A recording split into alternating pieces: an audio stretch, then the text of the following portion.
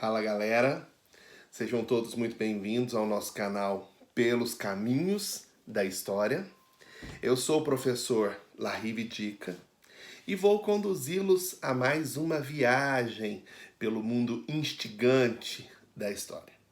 Nós falaremos hoje a respeito de uma civilização muito antiga, de uma civilização brilhante e que desperta muita curiosidade em milhares de pessoas. Nós falaremos hoje sobre o Egito Antigo.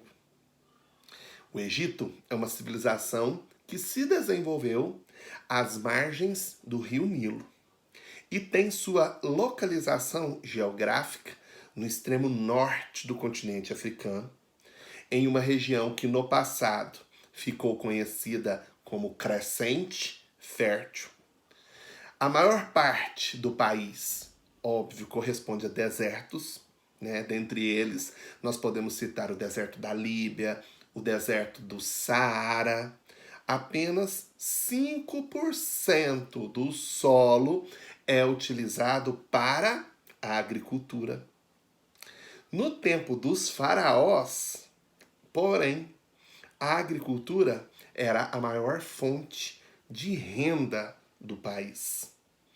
Por que disso? Porque, lá existe um grande rio, o rio Nilo, com sua imensa extensão territorial, com cerca de 6.671 quilômetros de extensão. Ele corta todo o território no sentido norte-sul, deságua lá na região do Delta, ele deságua no mar Mediterrâneo, né? E durante os meses de junho até setembro, é o período das cheias, as águas cobrem, né, uma grande extensão de terra, né? As águas sobem e cobrem uma grande extensão de terra. E aí uma grossa camada de limo fertilizante, o humo, material orgânico que corre, né, no fundo do rio, é jogado para fora. E aí quando o rio volta ao seu leito normal, esse material fertiliza o solo às margens do rio Nilo. O vale do rio Nilo, né, desenvolveu-se por meio de uma economia baseada na agricultura de irrigação. Os egípcios perceberam que se eles ampliassem, né, a quantidade, ampliassem o solo atingido pelas cheias do rio, eles estariam ampliando também a quantidade de solos fertilizados, propícios para a prática agrícola. Então eles desenvolveram técnicas de irrigação do solo. Lá eram cultivados o trigo, a cevada, o linho, o papiro, legumes, frutas. O Vale do Nilo também era utilizado para a criação de animais, como bois, carneiros, cabras, aves e até porcos. As águas do Nilo eram cortadas por barcos, né? Então o Nilo não era só fonte de vida para o povo do Egito, era também fonte de transporte, uma vez que era mais fácil o transporte fluvial do que o transporte pelo deserto, né? Cortando os perigosos desertos da região do Egito. Né? Então eles usavam o rio para transportar as pessoas, para transportar alimentos, né? No sentido norte-sul, né? Ligando as regiões do Egito. Né? Então o transporte fluvial era muito importante, apesar do rio Nilo também oferecer inúmeros perigos. Cataratas, crocodilos, hipopótamos, né, corredeiras. Então a pessoa tinha que conhecer bem as águas do rio, né, para realizar esse transporte. Mas o transporte fluvial era muito utilizado no Egito da Antiguidade. O Egito foi um território de 2 reinos e 3 impérios. O que isso quer dizer? Inicialmente, o Egito estava dividido em polos independentes, polos esses que eram conhecidos como nomos, que eram unidades familiares. E essas unidades familiares, esses núcleos familiares, eram liderados pelos nomarcas. Para o melhor controle, né, dos efeitos da inundação, a população do Vale do Rio Nilo se uniu na construção, né, de canais de irrigação e de diques. quem liderou essa construção? Os nomarcas, que por meio dessa liderança, né, na construção e nessas melhorias, os nomarcas também acumularam poder e prestígio, né? Dessa união, originaram-se dois reinos no Egito: o Alto Egito, ou Terras do Sul, e o Baixo Egito, ou Terras do Norte. Mais ou menos por volta do ano 3200 a.C., um governante do Alto Egito, Menés, unificou o Alto e o Baixo Egito, tornando-se o primeiro faraó. Iniciava-se aí a era dos grandes faraós. O faraó, ele tinha tanto poder nas mãos, ele detinha nas mãos o poder administrativo, a cobrança dos tributos, a justiça, o poder religioso, né? Ele era visto como a divindade viva, o Deus Sol, liderava os exércitos, né? Intervinha no comércio, nas minas, nos celeiros. Então, tudo que acontecia dentro do Egito passava pelo crivo do faraó. O faraó era, ao mesmo tempo, um governante e uma divindade, representando aquilo que ficou conhecido como monarquia teocrática. Em uma monarquia teocrática, é quando o líder, o governante, detém nas mãos tanto o poder político quanto o poder religioso. Então ele é ao mesmo tempo um líder e uma divindade. É o que o faraó era, o deus Sol, né? A representação das divindades egípcias viva era o faraó. Isso é uma demonstração do quanto poderoso eram os faraós egípcios, né? Do quanto eles poderiam ser importantes, do quanto eles tinham poder dentro do Egito da antiguidade. As coroas eram uma demonstração desse poder, né? É uma das principais formas de demonstração desse poder. Antes da unificação, o soberano, né, do Alto Egito utilizava uma coroa branca. E o soberano do Baixo Egito utilizava uma coroa vermelha. Após a unificação, após Menés ter unificado o Egito, né, e o Egito ter se tornado um reino só, né, o faraó passou a utilizar duas coroas juntas, a vermelha e a branca. Né? Era uma demonstração de que o Egito agora era unificado, tinha uma centralização de poder. O faraó também usava uma coroa azul em períodos de guerra, em tempos de luta, de batalha, né? Então era a coroa azul que era usada. Bom, politicamente falando, o Egito foi dividido em 3 impérios, né? Então ele foi dividido em 3 impérios. O Antigo Império, o Médio Império e o Novo Império. A Era dos Faraós marca essa divisão do Egito em 3 impérios, tá? Então vamos falar do Antigo Império, primeiro de todos. No Antigo Império, a capital era a cidade de Mênfis. O Antigo Império iniciou-se com a unificação dos 2 reinos, por volta de 3.200 a.C., e se estendeu até o ano 2181 a.C. No Antigo Império, o poder político era fortemente centralizado nas mãos do faraó. Esse período caracterizou-se por grandes obras, pela construção de grandes obras de irrigação e pelo desenvolvimento da agricultura. Foi um período de muita prosperidade para o povo egípcio. Foi no Antigo Império que começaram a construir as pirâmides. O primeiro faraó a construir uma pirâmide foi o faraó de Djoser. E aí todos os outros começaram a construir essas pirâmides.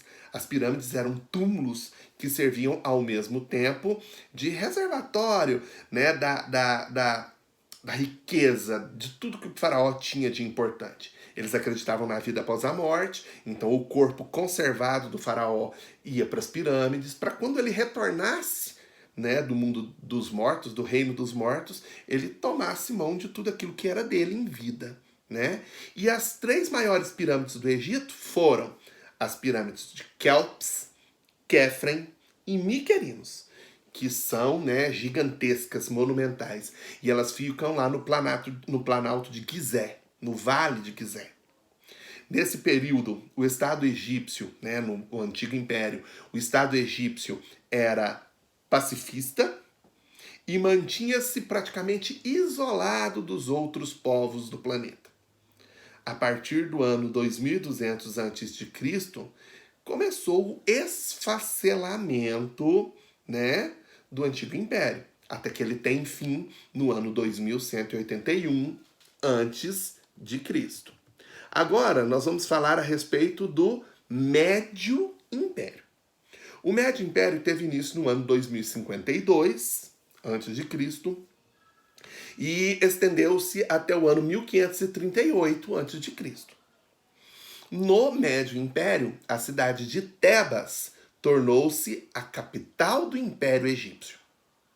Foi um período próspero, marcado pela expansão territorial e pelo início das relações comerciais entre os egípcios e outros povos, como os fenícios, os sírios, os cretenses. Em 1630 a.C., o Egito foi invadido e conquistado pelos Hicsos, povos nômades da Ásia, que permaneceu, né, dominando o território do Egito por aproximadamente 1500 até 1530 a.C., aproximadamente. No Médio Império foi também o período em que os hebreus chegaram ao Egito. E os hebreus auxiliaram os Hicsos na tomada do território egípcio. O Novo Império, a terceira fase do governo dos faraós, da era dos faraós, Novo Império, resultou da união dos egípcios contra os Hicsos. Vai de 1537 até 525 a.C. Sob a liderança do faraó Amoses I, ocorreu a expulsão dos invasores, dos Hicsos. E como eu disse anteriormente, né, os hebreus tinham auxiliado os Hicsos a dominarem o território do Egito. Então, por volta de 1520, os hebreus foram escravizados no Egito e ficaram como escravos no Egito por aproximadamente 400 anos. Iniciava-se, né, uma política expansionista no Egito, né, anexando reinos vizinhos, né, como Cuxi, a Palestina, a Etiópia, a Síria e a Fenícia, territórios que foram anexados aos egípcios, que se engrandeceram com a expulsão dos Hicsos, então deram início a uma política expansionista do território.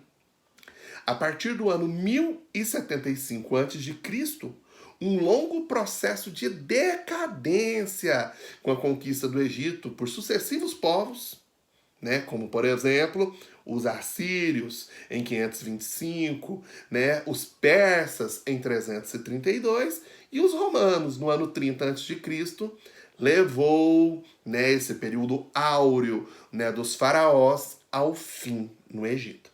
Então a era dos faraós é marcada, né, por 3 impérios: Antigo Império, Médio Império e Novo Império. Bom, o que mais que nós podemos falar? Vamos falar sobre a sociedade egípcia. A sociedade egípcia tem no seu topo, óbvio, o faraó, né? Abaixo, pouco abaixo do faraó, nessa pirâmide social egípcia, nós temos os nobres e os sacerdotes.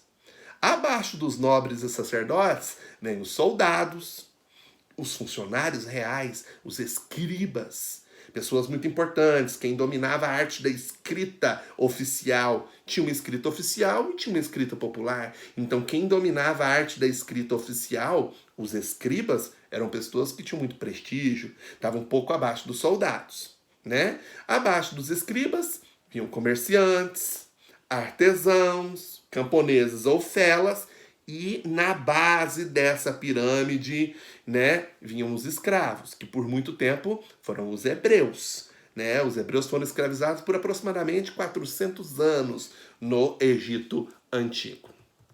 Bom, como era o aspecto religioso do Egito? O Egito era considerado a terra dos deuses. A religião estava na base de todas as manifestações culturais e sociais do Egito. A medicina, a astronomia, a literatura, né, o próprio governo tinha o seu aparato religioso determinando como que tudo poderia acontecer. A religião dos egípcios era politeísta, ou seja, eles adoravam vários deuses, antropozoomórfica, divindades com partes humanas e partes animais. Os egípcios, eles acreditavam que após a morte, acreditavam na vida após a morte, e que após a morte, né, o Ka, o que era o Ka? Era o espírito da pessoa, poderia retornar ao corpo, desde que este estivesse preservado.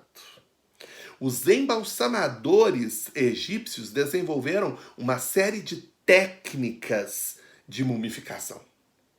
O princípio da mumificação, né, era um privilégio de início somente do faraó e da sua família.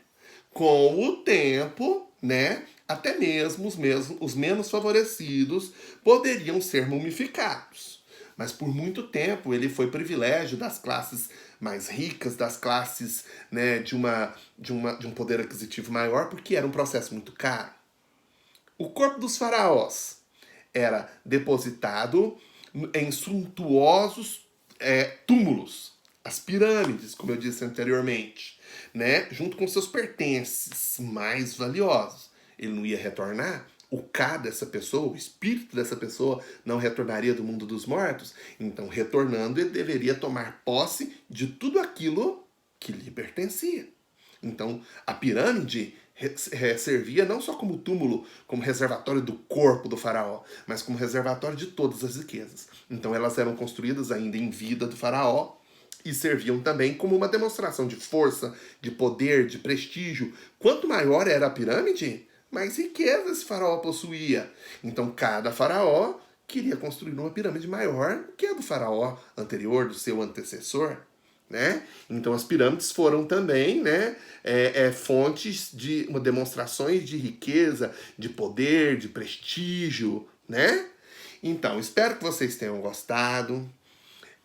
Esse foi um pouco da nossa viagem pelo Egito Antigo, uma civilização brilhante, que marca a história da humanidade de uma forma incontestável, né? Até a próxima aula. Um grande abraço, um grande beijo. Fiquem com Deus. Fui!